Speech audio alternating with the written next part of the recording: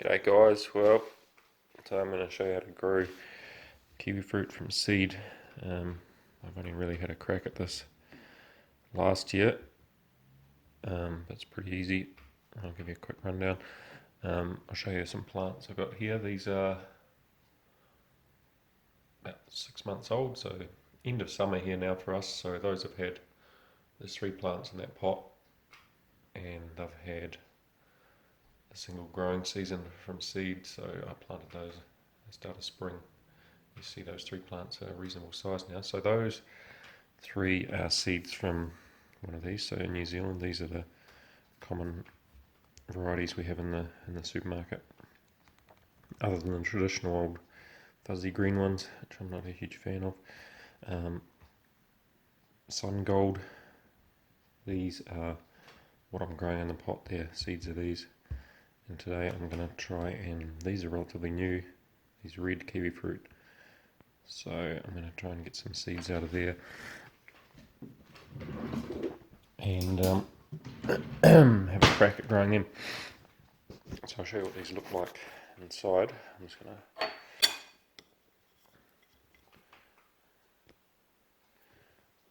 to... Okay, so there you go. That's the inside of the red one. You can't really see the seeds there, but suffice to say, if I pick a few out there and near the core there, some of that pulp on the plate, and there you go. You can see the black seeds there amongst the pulp. So mountains of seeds in a single fruit. So I'll just have a small dish of water like so, and transfer that pulp into the water, mix it with water, separate the seeds out so you can see them now, those seeds in the water.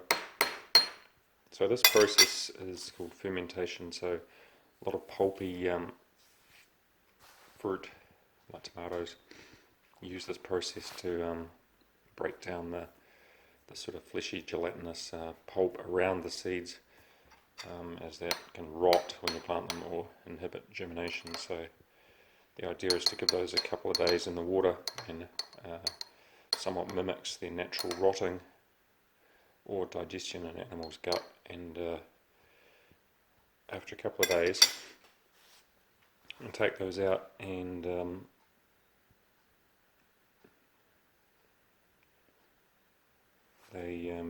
what I normally do is put them on, say, a paper towel to dry out. Just put them through a sieve and then tap them out onto a paper towel, let them dry out, and then either store them or they're ready for planting. So what I do with those in a couple of days, once I've got them in spring, first thing in spring, after you frost, just some commercial potting mix, doesn't have to be anything fancy, in a pot or in a tray, sprinkle your seeds on top, and all I did was just some fine seed raising mix over them, just very, very thinly, just enough to cover them.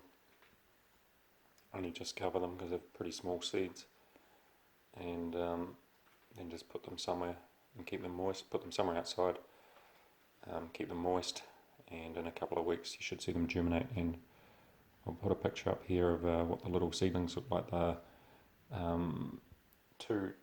quite a dark green, two lobed, very, very small seedling, but they very rapidly grow once they get underway.